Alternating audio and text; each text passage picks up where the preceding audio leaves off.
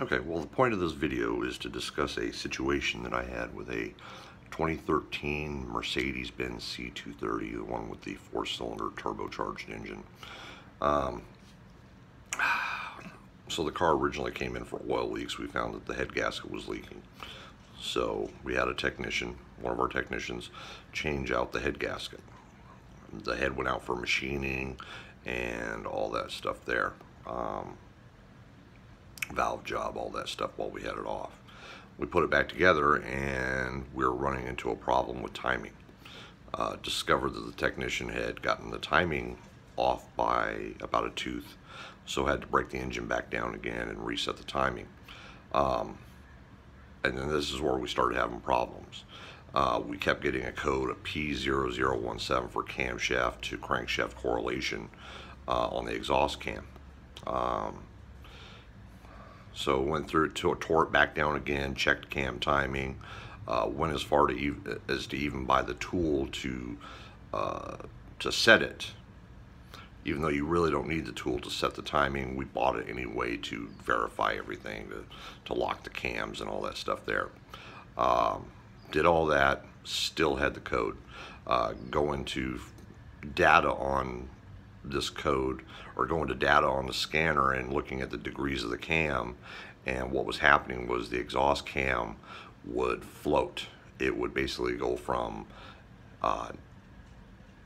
the spec for the cams is 108, roughly 108 degrees positive on the intake cam, 180 degrees negative on the exhaust cam. And what we were seeing was it was floating down into negative 80 degrees to positive 125, and then it would lock itself. It would basically default and then just lock in one position and set the code. So we went through a lot of stuff. We took the car to a specialist, quote unquote specialist, that specializes in European cars, and he had recommended that we had actually, during the diagnosis, we'd actually replaced the exhaust cam phaser, thinking maybe the phaser's not locking in, something like that. So we'd already replaced that. Well, he told us that, well, you need to replace the intake phaser as well. Otherwise, they'll throw the cam timing off. Well, so we replaced the intake phaser. No change. Took the whole car back down again, checked the cam timing, same thing. It was in place. It was right where it should be. So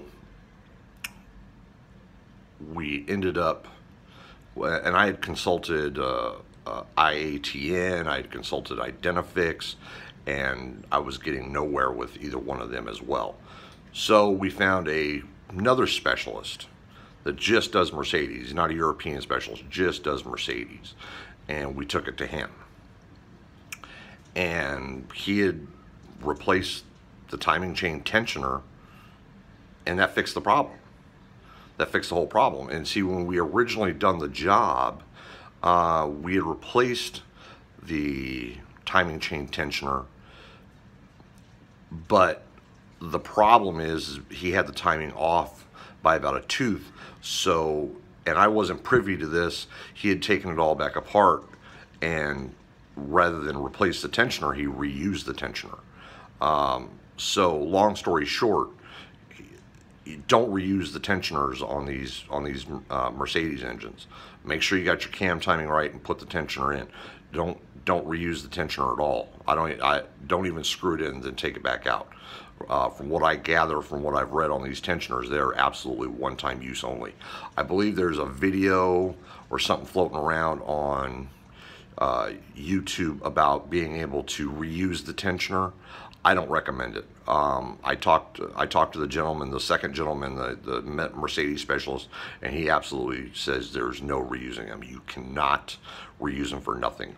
So whatever you do, don't reuse it. If you mess up, sorry, but it's another $150 for another tensioner, and you have to use a new one. So that's my story. This kind of, I got 30 years in the business, just to break it down to you. I got 30 years in the business. This one threw me for a loop. I mean, it really screwed me up.